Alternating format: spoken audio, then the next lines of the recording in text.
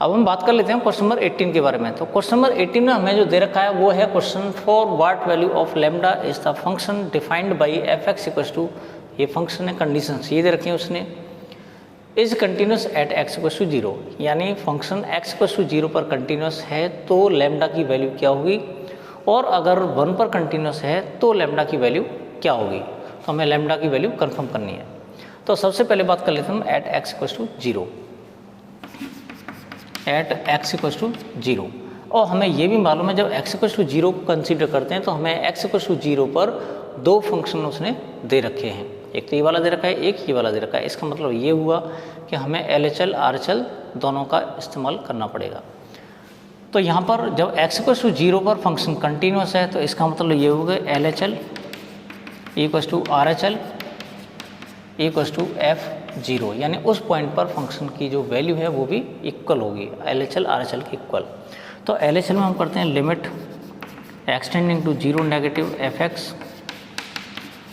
RHL में limit extending to 0 positive fx, और यहाँ पर F0, और F0 के लिए हम जो फंक्शन लेंगे वो लेंगे ये वाला, क्योंकि यहाँ पर 0 इसके साथ में इक्वल का साइन के साथ में दे रखा है।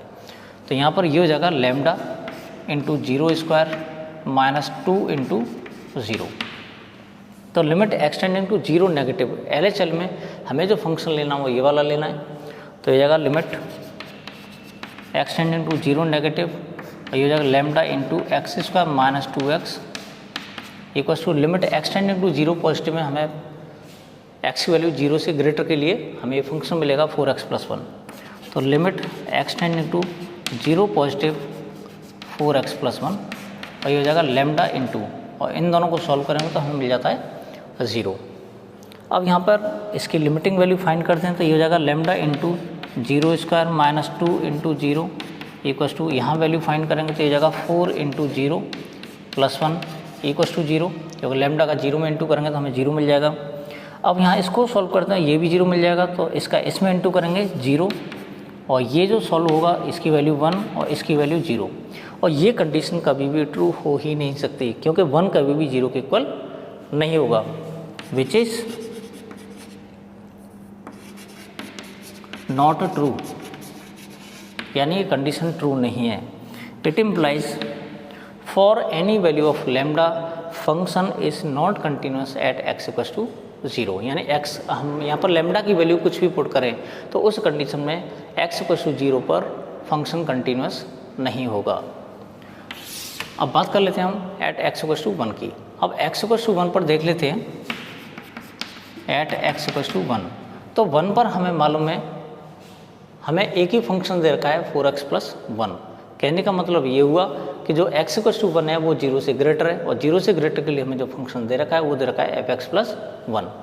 तो यहाँ पर fx जो हम कंसीडर करेंगे वो हो जाएगा 4x प्लस 1, और f1 की वैल्यू फाइंड करेंगे तो 4 इंटू 1 प्लस 1, और इसकी वैल्यू आ जाएगी 5, यानी f1 की वैल्यू हमें मिल चुकी है। अब इसके बाद हम इसकी लिमिटिंग वैल्यू फाइंड करेंगे, तो हो जाएगा limit x tending to 1 fx, तो limit x tending to 1, function हमारा यही रहेगा 4x प्लस 1, और इसकी जो लिमिटिंग वैल्यू है वो भी हमें 5 मिल जाएगी।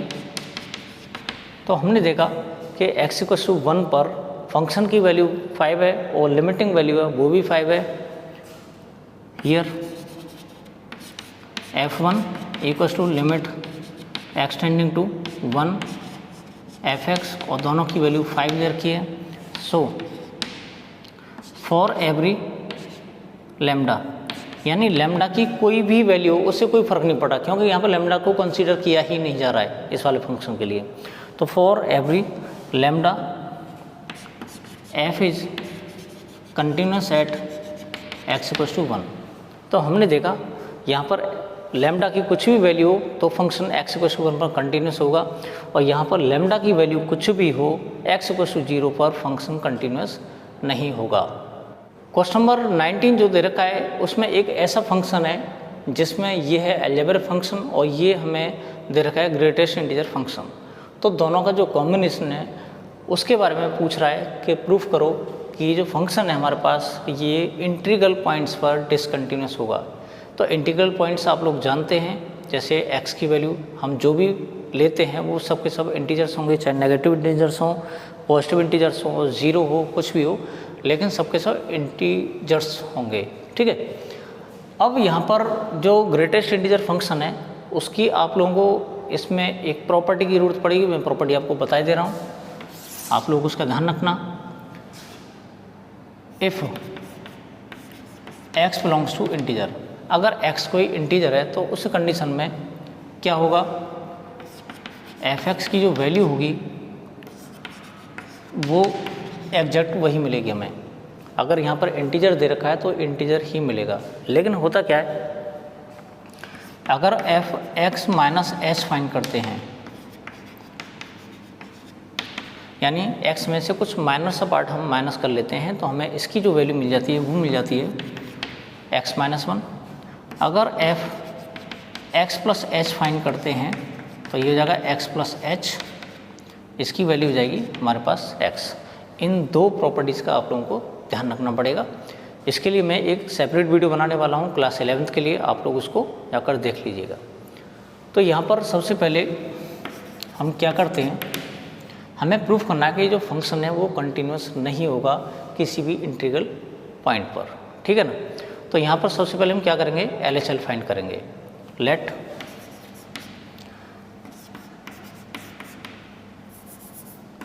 x equals to c belongs to i, यानी हमने क्या किया, एक इंटीग्रल पॉइंट ले लिया c जो i को बिलोंग कर रहा है। अगर इस पॉइंट पर फंक्शन की वैल्यू हम निकालते हैं fc, तो ये जगह c माइनस c और इसकी वैल्यू c माइनस c यानी 0 मिल जाती है। यानी उस पॉइंट पर फंक्शन की वैल्यू इसकी क्या हो जाएगी, 0 हो जाएगी। इसके बाद अगर हम LHL फाइंड करते हैं तो LHL में क्या होता है, limit x tending to c negative f(x) और ये हो जाएगा limit x tending to c negative, और ये हो जाएगा x minus greatest integer x। इसको हमने इस तरह से लिख रखा है। अब क्या करेंगे, लिमिट h टेंड्स टू 0, तो ये हो जाएगा हमारा c minus h minus greatest integer of c minus h। जब इसको हम सॉल्व करेंगे तो limit h tends to 0, c minus h minus, और इसकी जो वैल्यू हो जाएगी वो हो जाएगी c माइनस 1। अभी भी मैंने बताया था इसकी प्रॉपर्टी से। तो limit h tends to 0, c minus h minus c plus 1, इसमें c कैंसिल हो जाएगा। हमारे पास बचा limit h tends to 0 minus h plus 1। जब इसकी वैल्यू पुट करेंगे तो हमें मिल जाएगा 0 प्लस 1 और इसका आंसर आ जाएगा 1। यानी LHL की वैल्यू हमारे पास जो आई वो आ गई 1। अब बात कर लेते हैं हम RHL की। तो RHL में हम क्या करेंगे,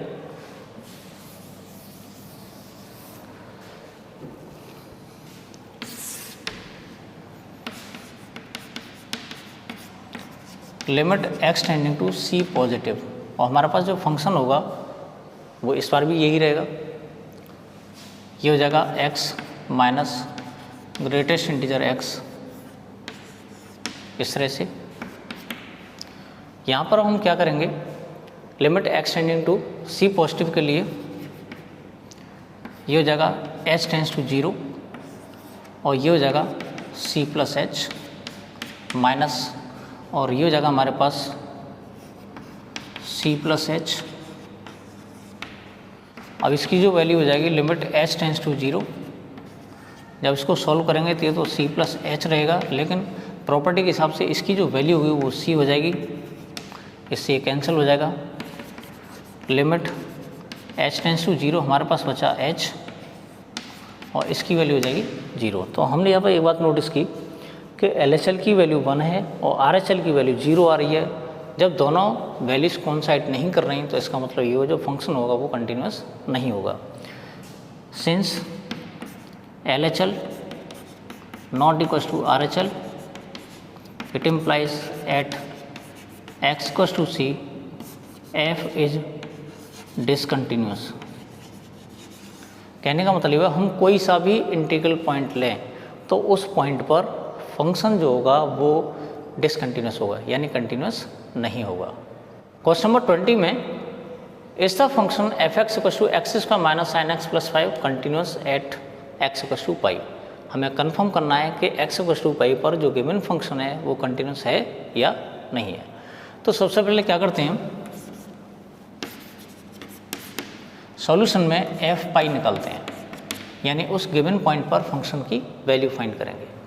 तो ये हो जाएगा pi square minus sine pi plus 5, और हमें मालूम है कि साइन पाई की वैल्यू 0 होती है, तो प्लस 5 ये हो जाएगा पाई स्क्वायर प्लस 5। इसके बाद इस एक्स इक्वल टू पाई पर फंक्शन की हम फाइंड करेंगे लिमिटिंग वैल्यू। तो ये हो जाएगा limit x tending to pi f x, limit x tending to pi, और फंक्शन हमारे पास दे रखा है x square minus sine x plus 5। अब होता क्या है कि जब हम लिमिटिंग वैल्यू फाइंड करते हैं तो डायरेक्ट हम पाई की वैल्यू भी पुट कर सकते हैं, pi plus H, pi minus H भी पुट कर सकते हैं, कोई दिक्कत वाली बात नहीं है।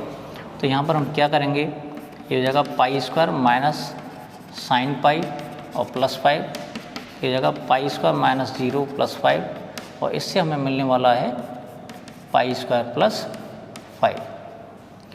तो हमने देखा since f pi equals to limit x tending to pi f x equals to pi square plus 5, it implies at x equals to pi f is continuous. कहने का मतलब हुआ कि एक्स इक्वल्स टू पाई पर फंक्शन की value और limiting value दोनों coincide कर रही हैं, इस वजह से जो फंक्शन होगा वो कंटिन्यूस हो जाएगा। क्वेश्चन नंबर 21 में हमारे पास 3 फंक्शंस दे रखे हैं उसने। पहला फंक्शन है sine x plus cos x, दूसरा है sine x minus cos x, और तीसरा वाला है हमारे पास sine x into cos x. 3 functions की हमें कंटिन्यूटी को डिस्कस करना है। तो सबसे पहले हम बात कर लेते हैं इसकी फर्स्ट वाली पार्ट की। एफ एक्स उसने दे रखा है sine x plus cos x. हम इसको 2 तरीके से कर सकते हैं। पहला क्या है कि इसको कंटिन्यूस प्रूफ करें, इसको कंटिन्यूस प्रूफ करें, और हमें मालूम है 2 कंटिन्यूस फंक्शंस का जो सम होता है वो भी कंटिन्यूस होता है। दूसरा पार्ट क्या है, दूसरा मेथड ये है कि अगर हम इन दोनों फंक्शंस को एक कंबाइंड फंक्शन बना लें, यानी एक सिंगल फंक्शन में कन्वर्ट कर दें, तो फिर उसके बाद हम प्रूफ कर देंगे कि वो जो फंक्शन होगा वो कंटिन्यूस होगा, यानी इसमें हमें एक ही बार कंटिन्यूस प्रूफ करना पड़ेगा। तो हम करते क्या हैं, दूसरा वाला मेथड अप्लाई करेंगे इसमें। तो हमने क्या किया, इसमें √2 से मल्टीप्लाई किया और √2 से डिवाइड किया, तो ये जाएगा sign x into 1/√2 plus cos x into 1/√2। हम इसको इस फॉर्म में लिख सकते हैं। इसके बाद √2 इंटू साइन एक्स इंटू, हमें मालूम है ये कॉस π/4 की वैल्यू होती है, कॉस एक्स इंटू ये साइन π/4 की वैल्यू होती है। तो ये जगह √2, ये हो जाएगा साइन एक्स प्लस π/4। क्यों हो जाएगा, क्योंकि इसमें फॉर्म बन रही है sign A cos B plus cos A sine B. ये जो फॉर्मूला होता है हमारा वो होता है साइन एक्स प्लस π/4 का। क्लियर हो गया यहाँ पर। अब इसके बाद वो क्या कर रहा है, discuss the continuity of the following functions. अब उसने कहीं पर भी उसने ये नहीं दे रखा कि हमें किस पॉइंट पर इसकी कंटिन्यूटी फाइंड करनी है। तो हम करते क्या हैं, let x equals to c belongs to r. हमने कोई सा भी एक रियल नंबर अपनी तरफ से सेलेक्ट कर लिया, ठीक है। क्या करना है हमें, सबसे पहले एफ सी फाइंड करना है। एफ सी फाइंड करेंगे तो ये जगह √2 इंटू साइन सी प्लस π/4। तो ये हो गया फंक्शन की वैल्यू। अब इसी पॉइंट पर हम लिमिटिंग वैल्यू फाइंड करेंगे। Limit x tending to c f x equals to limit x tending to c, और फंक्शन है हमारे पास √2 साइन एक्स प्लस π/4। √2 को बाहर ले लेंगे, limit x tending to C sine x plus π/4, और इसकी जो लिमिटिंग वैल्यू आ जाएगी एक्स को सी से रिप्लेस करके आएगी, तो हमें मिलेगा √2 sine c plus pi by 4। तो हमने देखा कि फंक्शन की जो लिमिटिंग वैल्यू है और फंक्शन की उस गिवन पॉइंट पर जो वैल्यू है दोनों कोइंसाइड कर रही हैं। तो यहाँ लिखेंगे since f c equals to limit x tending to c f x equals to under root 2 तो sine c plus pi by 4 it implies for every x belongs to r, यानी x की हर real value के लिए f is continuous. तो ये जो function होगा वो कंटिन्यूस हो जाएगा। अब इसके बाद में हमारा जो सेकंड वाला पार्ट है उसमें दे रखा है sine x minus cos x. तो सेम कंडीशन यहाँ पर ये हो जाएगा sine x minus cos x, यहाँ माइनस हो जाएगा, यहाँ माइनस हो जाएगा, यहाँ माइनस हो जाएगा। तो यहाँ पे जो फंक्शन की वैल्यू मिलेगी वो हो जाएगी under root 2 sine c minus pi by 4। इधर ये भी x माइनस पाई बाई 4 हो जाएगा, सारा कुछ c के प्लस के पे माइनस आ जाएगा। सेकेंड वाला पार्ट भी आप लोग इसी तरह से कर सकते हैं आराम से। इसके बाद बात कर लेते हैं हम थर्ड वाले पार्ट की। अब थर्ड वाले पार्ट में होता क्या है, ये जो थर्ड वाला पार्ट है इसको भी हम एक सिंगल नंबर में सिंगल टर्म में कन्वर्ट कर लेंगे। इसमें दो टर्म्स दे रखी हैं sign x into cos x, ठीक है ना, लेकिन मल्टीप्लाई करते हैं तो ये सिंगल टर्म में ही मानी जाएगी। ऐसा कुछ नहीं है कि दो टर्म्स दे रखे हों, लेकिन दो टर्म्स के प्रोडक्ट की फॉर्म में दे रखा है, तो ये भी हालांकि एक सिंगल टर्म है। तो यहाँ पर एफ एक्स इक्वल्स टू, ये थर्ड वाला पार्ट है हमारा, sign x into cos x. सबसे पहले हम इसको एक शॉर्ट फॉर्म में लिख लेंगे। तो तरीका क्या रहेगा, 1/2 into 2 sine x cos x. हमने 2 से मल्टीप्लाई किया, 2 से डिवाइड कर लिया। तो और हमारे पास ये जो इतना वाला पार्ट बचता है वो बचता है 1/2 इंटू साइन 2x। तो हमारे पास एफ एक्स की जो वैल्यू आ गई वो 1/2 इंटू साइन 2x। अब इसके बाद में फिर वही प्रोसेस है जो हमने अभी थोड़ी देर पहले की है, let x equals to c belongs to r। तो यहाँ से फंक्शन की वैल्यू 1/2 साइन 2c आ जाएगी, लिमिटिंग वैल्यू भी 1/2 साइन 2c आ जाएगी। और इस तरह से हमें फंक्शन की वैल्यू और लिमिटिंग वैल्यू दोनों एक जैसी मिल जाती है, यानी दोनों वैल्यूज कोइंसाइड कर रही है। इसका मतलब ये हुआ कि for every x belongs to r function is continuous. तो मैं समझता हूँ इस पार्ट को आप लोग आसानी से कर सकते हैं। तो क्वेश्चन नंबर 22 है, उसमें हमारे पास जो फंक्शंस दे रखे हैं वो बहुत सारे हैं। यहाँ पर कोसाइन है, इसको कोस बोलते हैं, कोसेकेंट है, इसको कोसेक बोलते हैं, इसको सेकेंट है, इसको सेक बोलते हैं, और ये है हमारा कोटेंजेंट, इसको हम कॉट कहते हैं। ये इनकी शॉर्ट फॉर्म हमने ट्रिग्नोमेट्री में पहले पढ़ रखी है। तो ये कह रहा है कि इसकी ये जो हमारे पास फंक्शंस हैं बहुत सारे, इनकी कंटिन्यूटी को हमें डिस्कस करना है, ठीक है ना। क्वेश्चन ये है, तो यहाँ पर इस क्वेश्चन को समझने से पहले आप लोगों को कुछ फंक्शंस की प्रॉपर्टीज़ सीखनी पड़ेंगी। और प्रॉपर्टीज़ क्या मैं आपको बता रहा हूँ, let f x and g x are two continuous functions, यानी एफ एक्स और जी एक्स हमारे पास दो कंटिन्यूस फंक्शंस हैं। इसका मतलब ये हुआ it implies f x plus g x, इसके अलावा f x minus g x, इसके अलावा f x into g x, ये सब के सब कंटिन्यूस होंगे।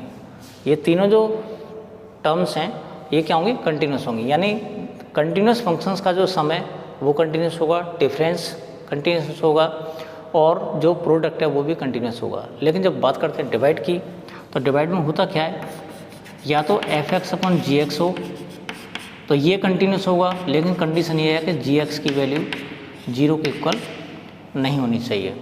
अगर बाई चांस हमारे पास जी एक्स अपॉन एफ एक्स है तो उस कंडीशन में एफ एक्स की वैल्यू 0 के इक्वल नहीं होनी चाहिए। तो हमें इन प्रॉपर्टीज़ का थोड़ा सा ध्यान रखना है। तो हमें मालूम है जो कोसाइन है ये तो चलो न्यूमरेटर में आता है, लेकिन जो कोसेकेंट है तो ये होता है हमारा 1/sin x, यानी कोसेक की जो वैल्यू होती है 1/sin x होती है, यानी sin x हमें डिनोमिनेटर में मिल रहा है। तो इसके लिए सबसे पहले हमें sin x को क्या करना पड़ेगा, कंटिन्यूस प्रूफ करना पड़ेगा। बात कर लेते हैं हम सेकंड की। तो सेकंड में क्या होता है, कॉस होता है, तो 1 कॉस होने की वजह से तो कॉस को पहले हमें क्या करना पड़ेगा, कंटिन्यूस प्रूफ करना पड़ेगा। बात कर लेते हैं हमें कॉट की। तो कॉट जो होता है वो होता है कॉस अपन साइन।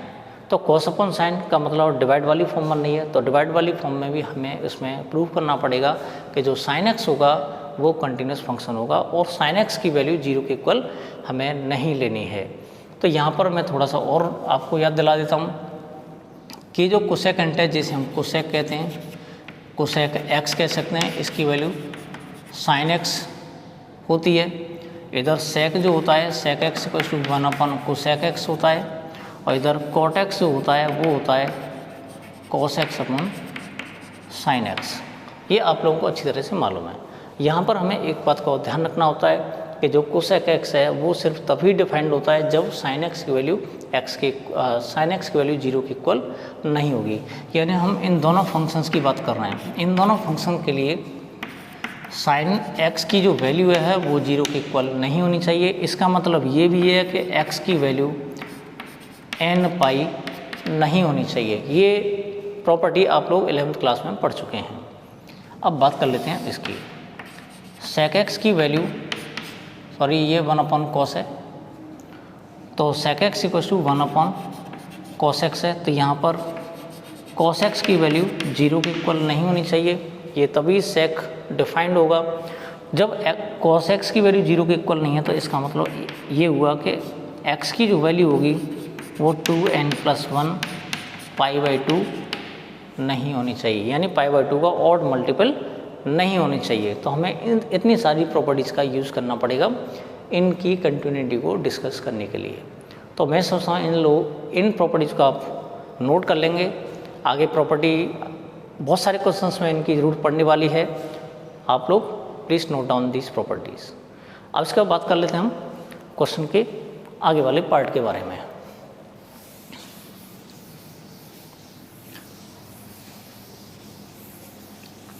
सबसे पहले हम साइन एक्स और कॉस एक्स को कंटिन्यूस प्रूफ करेंगे। Solution, let f x equals to sine x. हमारे पास f x equals to sine x एक ट्रिग्नोमेट्रिक फंक्शन दे रखा है। हम यहाँ पे एक बात नोटिस करते हैं, जो साइन एक्स दे रखा है अगर इसे हम पी अपॉन क्यू की फॉर्म में कन्वर्ट कर लेते हैं, यानी P x upon Q x है, तो ये हमें मिलता है साइन एक्स अपॉन 1। ठीक है ना। तो 1 क्या है, एक न्यूमेरिकल वैल्यू है जो कि 0 के इक्वल नहीं होती। कहने का मतलब ये हुआ कि यहाँ पर कोई भी बाउंडेशन नहीं है x की। हर रियल वैल्यू के लिए साइन एक्स क्या होगा, वो वेल डिफाइंड होगा। हमने ऐसा क्यों बताया, ऐसा इसमें से बताया कि इसकी ज़रूरत आगे वाले पार्ट्स में पढ़ने वाली है। कैसे, sign X upon cos x आता तो हमें कॉस एक्स को 0 के इक्वल नहीं लेना होगा। तो हम यहीं से डिफाइन करके चल रहे कि यहाँ पर अगर न्यूमरेटर में सिर्फ न्यूमरेटर दे रखा हो, अपॉन में कुछ नहीं है, डिवाइड में कुछ नहीं है, डिनोमिनेटर में कुछ नहीं है, तो इसका मतलब ये हुआ कि x की हर रियल वैल्यू के लिए ये जो फंक्शन होगा वो वेल डिफाइंड हो जाएगा। तो करते क्या है, let x equals to c belongs to real number. तो हमने क्या किया, x की वैल्यू कोई c रियल नंबर ले ली। तो इस पॉइंट पर हम क्या करेंगे, फंक्शन की वैल्यू फाइंड करेंगे। तो वैल्यू कैसे फाइंड करते हैं, ये हो जाएगा एफ सी, और एफ सी की वैल्यू हो जाएगा साइन सी। ठीक है ना। तो एफ सी की वैल्यू साइन सी हो गई। इसके बाद में हम करते क्या हैं, अब इसकी लिमिटिंग वैल्यू फाइंड करेंगे। पिछले 2-3 क्वेश्चंस में हमने जो लिमिटिंग वैल्यू फाइंड किया वो डायरेक्ट मेथड से की है। यहाँ पर हम उसको थोड़ा सा डिटेल में पढ़ने वाले हैं। अब डिटेल क्या होगी ज़रा ये देख लीजिएगा। Limit x tending to C, sine x के लिए हमें फाइंड करनी है, ये साइन एक्स है। अब क्या करते हैं, हम एक्स इक्वल्स टू सी जो ले रहे हैं, तो सी पॉइंट पर या तो हम एल एच एल ले सकते हैं या आर एच एल ले सकते हैं या दोनों ही ले सकते हैं। कोई फ़र्क नहीं पड़ने वाला इस चीज़ से, दोनों से हमें सेम रिजल्ट मिलेगा। ठीक है ना। तो हम क्या करते हैं, एल एच एल ले लेते हैं। तो ये हो जाएगा limit x tending to h tends to 0, limit h tends to 0। तो यहाँ पर जो x रिप्लेस हो जाएगा वो हो जाएगा c माइनस एच से। तो उससे पहले हम एक टर्म और लिख लेते हैं, limit x tending to c negative. यानी हम क्या कर रहे हैं, c से लेफ्ट वाले जो पोर्शन यानी c की तरफ बढ़ रहे हैं, हम लेफ्ट साइड से बढ़ रहे हैं। तो ये क्या हो जाएगा, limit x tending to c negative. फंक्शन है हमारे पास साइन x। ठीक है। अगली टर्म क्या होगी, limit h tends to 0, h tends to 0, तो x जो होगा वो c माइनस h से रिप्लेस हो जाएगा, तो हो जाएगा c माइनस h, ये टर्म आ जाएगी इसमें। अब हम क्या करेंगे, साइन a माइनस b का इसमें फॉर्मूला अप्लाई कर सकते हैं।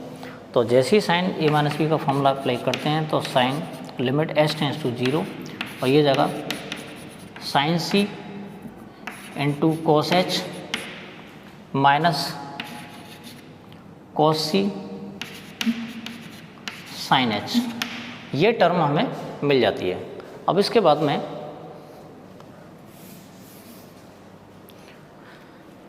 लिमिट h टेंस टू 0 है, यहाँ h की वैल्यू 0 पुट कर लेते हैं, तो हमें मिलेगा sine 0 in sine c into cos 0 minus cos c into sine 0।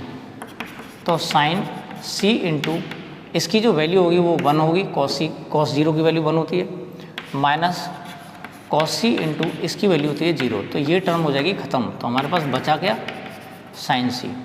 तो हमने एक बात नोटिस की कि फंक्शन की value x equals to c पर fc की वैल्यू साइन c थी और उसकी जो लिमिटिंग वैल्यू है वो भी हमें साइन c मिल रही है। इसका मतलब function x equals to c पर हर रियल वैल्यू के लिए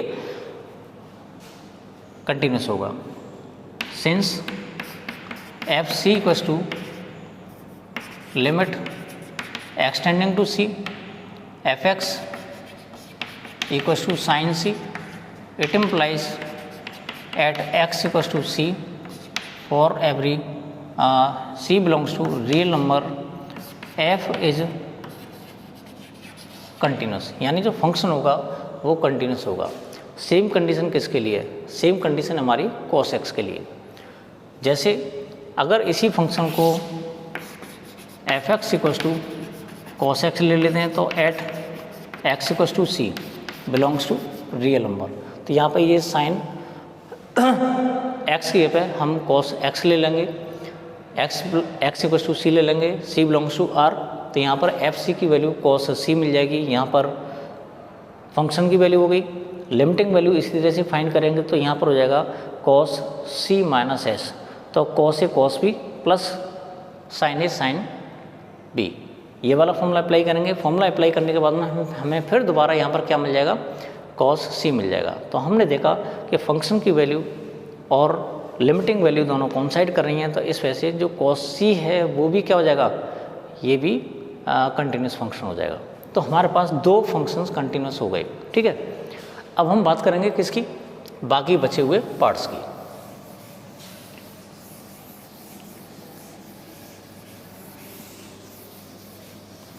हमारे पास जो अगला वाला पार्ट है कोसाइन हो गया, बात करते हैं हम कोसेक की।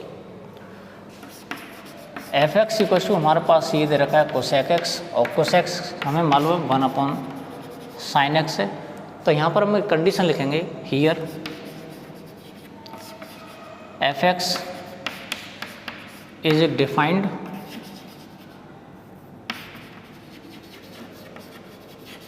ओनली व्हेन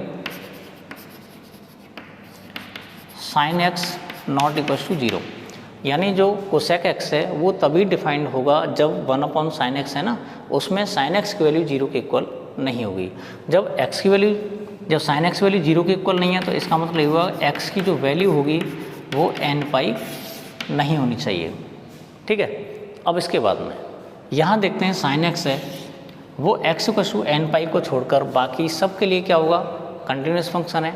इस वजह से जो कोसेक एक्स है वो भी कंटिन्यूस फंक्शन हो जाएगा, क्योंकि 1 क्या है, कंटिन्यूस फंक्शन है, साइन एक्स क्या है, कंटिन्यूस फंक्शन है, लेकिन शर्त क्या है, एक्स की वैल्यू n पाई नहीं होनी चाहिए। तो ये ऑल ओवर क्या हो जाएगा, कंटिन्यूस फंक्शन हो जाएगा, सिर्फ इस वैल्यू को छोड़कर। सेम कंडीशन किसके लिए होती है, अगर एफ एक्स इक्वल टू हम क्या लेते हैं, सेक एक्स लेते हैं, यहाँ 1 अपॉन कॉस एक्स हो जाएगा। तो अब हम क्या करते हैं, यहाँ पर जो सेक एक्स है वो तभी वेल डिफाइंड होगा जब कॉस एक्स की वैल्यू 0 के इक्वल नहीं होगी, यानी जो कॉस एक्स है वो 0 के इक्वल नहीं होना चाहिए। इसका मतलब एक्स की वैल्यू 2n + 1 π/2 नहीं होना चाहिए। अगर एक्स की वैल्यू ये आती है तो ये वेल डिफाइंड नहीं होगा, इनडिटर्मिनेट में कन्वर्ट हो जाएगा। तो साइन जो सेक एक्स है वो 1/cos x होने की वजह से सिर्फ इस वैल्यू को छोड़कर, यानी x की वैल्यू 2n+1 π/2 या फिर π/2 के जो ऑड मल्टीपल्स हैं उनको छोड़कर बाकी सारे पॉइंट्स पर ये फंक्शन कंटिन्यूस हो जाएगा। नेक्स्ट है हमारे पास कोटेंजेंट। कोटेंजेंट पे क्या होता है, cot x अगर हमारे पास ये फंक्शन दे रखा है तो इसकी जो वैल्यू है वो हो जाएगी cos x upon sin x। लेकिन शर्त यही है कि जो cot x है ये तभी वेल डिफाइंड होगा जब sin x वैल्यू 0 के इक्वल नहीं होगी, और sin x वैल्यू 0 के इक्वल नहीं है तो इसका मतलब x की वैल्यू n पाई के इक्वल नहीं होगी। तो यहाँ पर x की वैल्यू n पाई को छोड़कर बाकी जितनी भी पॉइंट्स हैं उन सब पर जो cot x है फंक्शन ये कंटिन्यूस हो जाएगा। मैं समझता ये पूरा क्वेश्चन आराम से अब समझ में आ जाएगा। इस बार हमारे पास जो क्वेश्चन नंबर 23 है इसमें फंक्शन उसने दे रखा है f(x) = इस तरह से, कंडीशंस उसने ये दे रखी हैं। तो हमें क्वेश्चन में पूछ रहा है find all points of discontinuity, यानी इस फंक्शन के लिए जितनी भी डिसकंटिन्यूटी वाले पॉइंट्स हैं वो हमें फाइंड करने हैं, यानी कि उन पॉइंट्स को फाइंड करना है जिन पॉइंट्स पर ये फंक्शन डिसकंटिन्यूस होगा।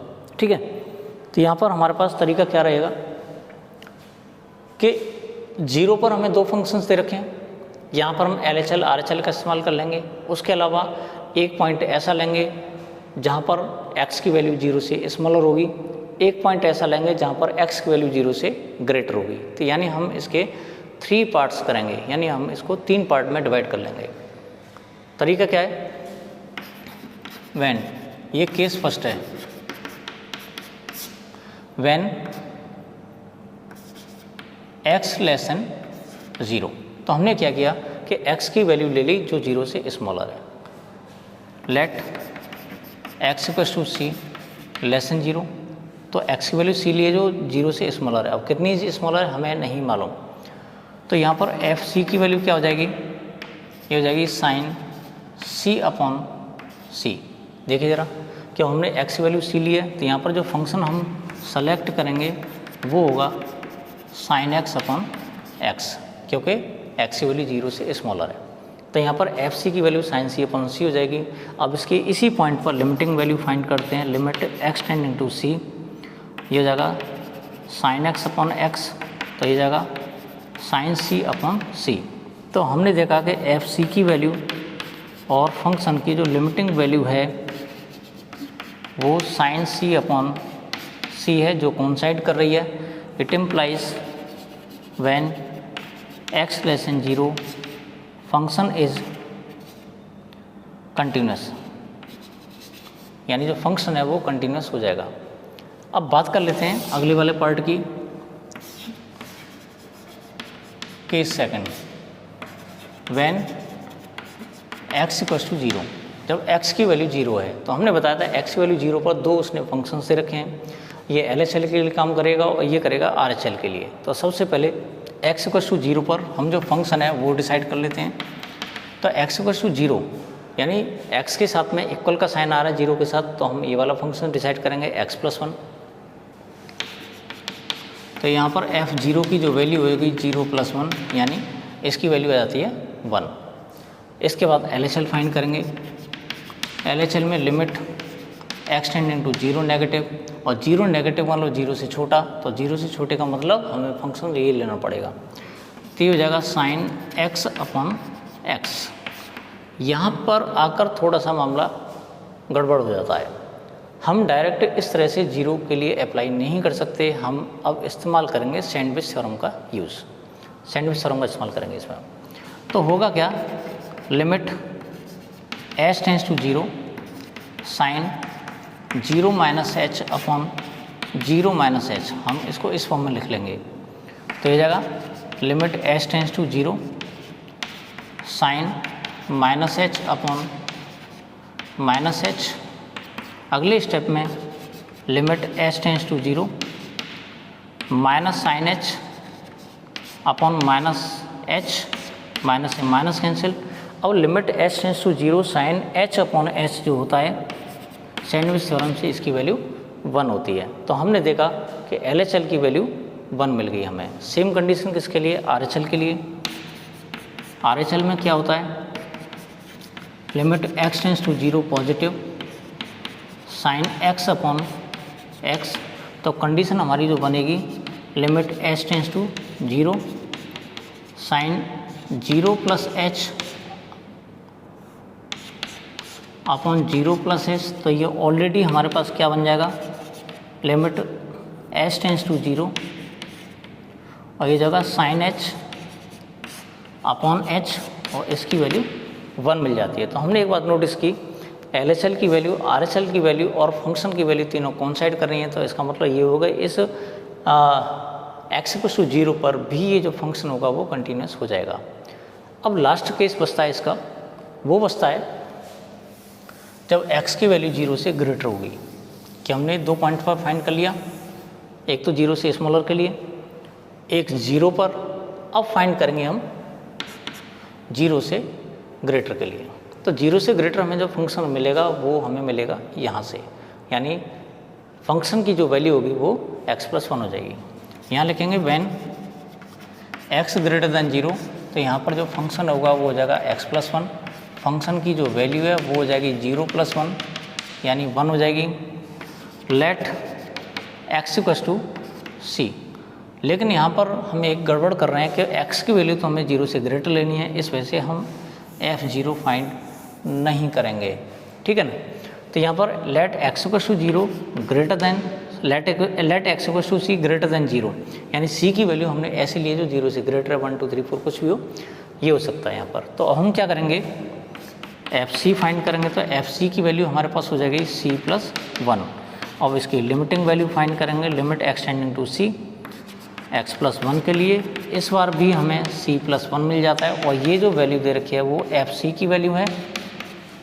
तो इसका मतलब ये हुआ at x equal to c greater than 0 f is continuous. तो फंक्शन कंटिन्यूस होगा।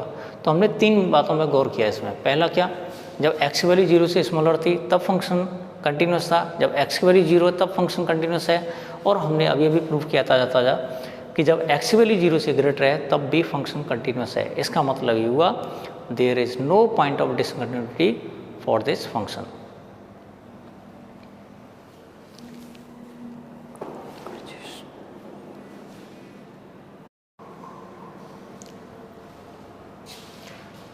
जो क्वेश्चन नंबर 24 है बहुत ही ज़बरदस्त क्वेश्चन है। इसमें एक कॉन्सेप्ट ऐसा आएगा जो थोड़ा सा अलग है, तो बात कर लेते हैं इसके बारे में। Determine if f is defined by fx equals to x square into sine 1/x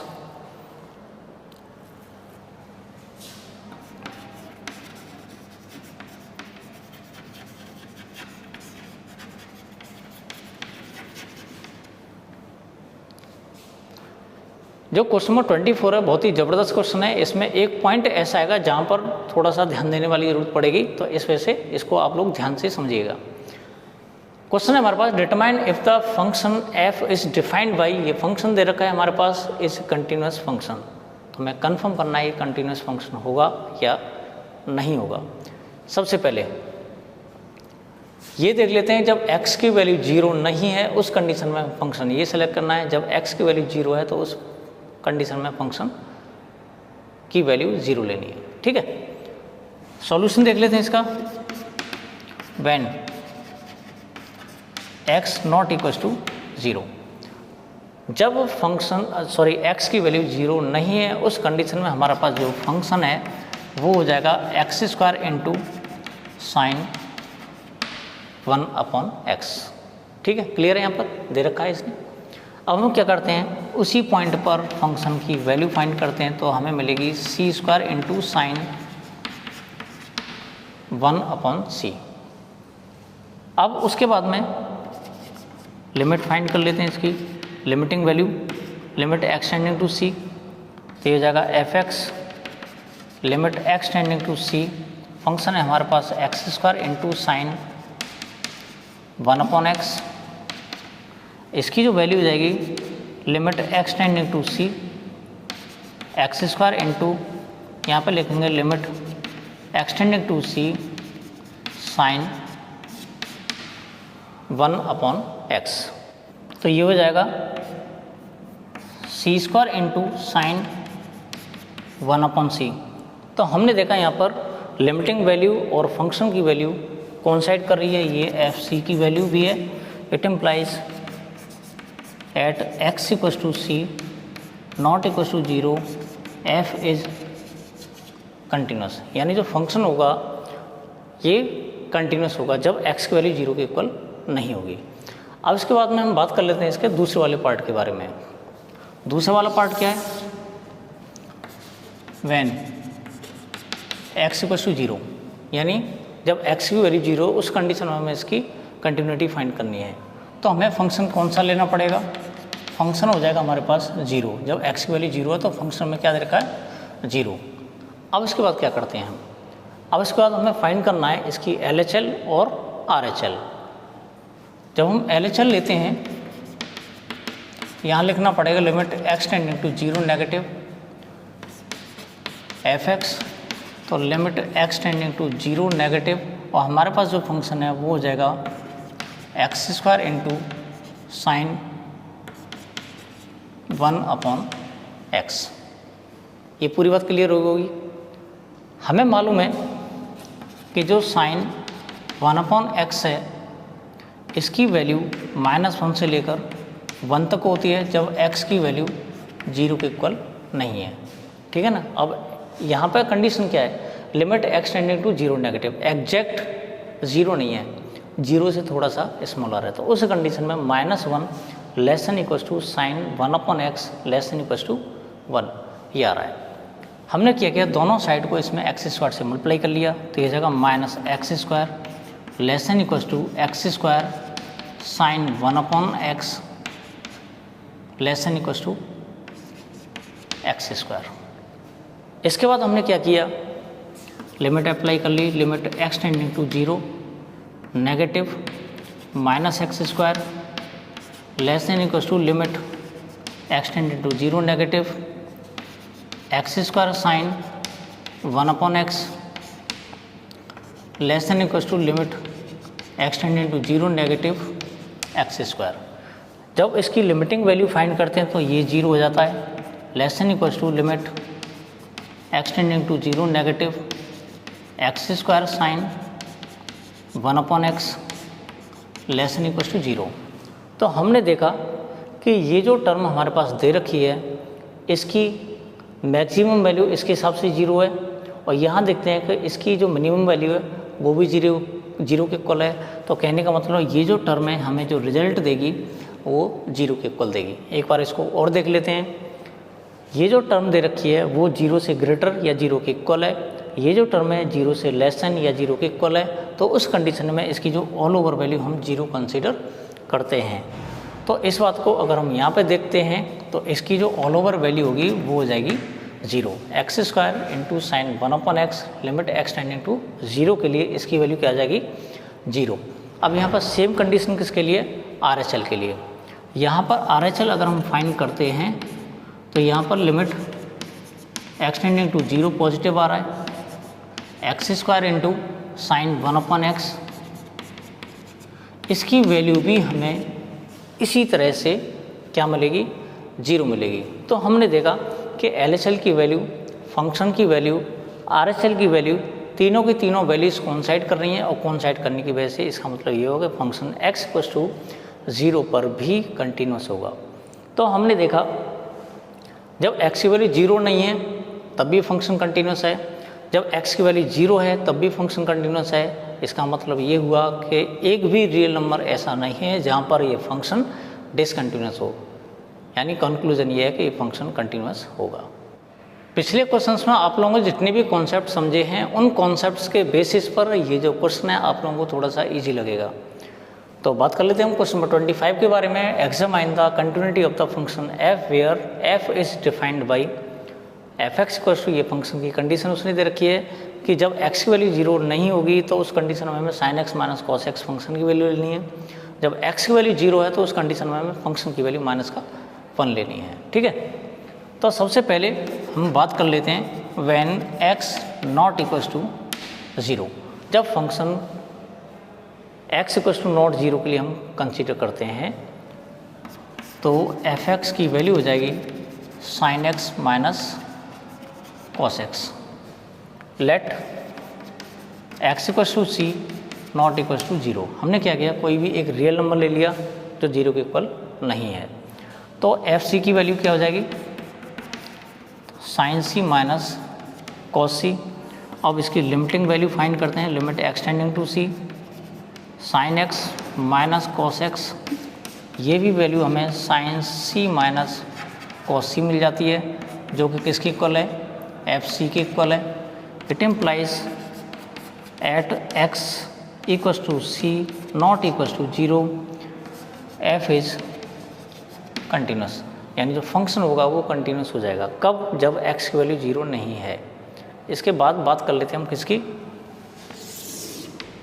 when X equals to zero. जब x की वैल्यू जीरो है तो उस कंडीशन में फंक्शन हमें क्या लेना पड़ेगा, -1, यानी एफ एक्स की वैल्यू -1 है तो एफ जीरो की वैल्यू भी हमें -1 मिल जाती है। दे भी रखा उसने x इक्वल्स टू जीरो पर फंक्शन की वैल्यू -1 होगी।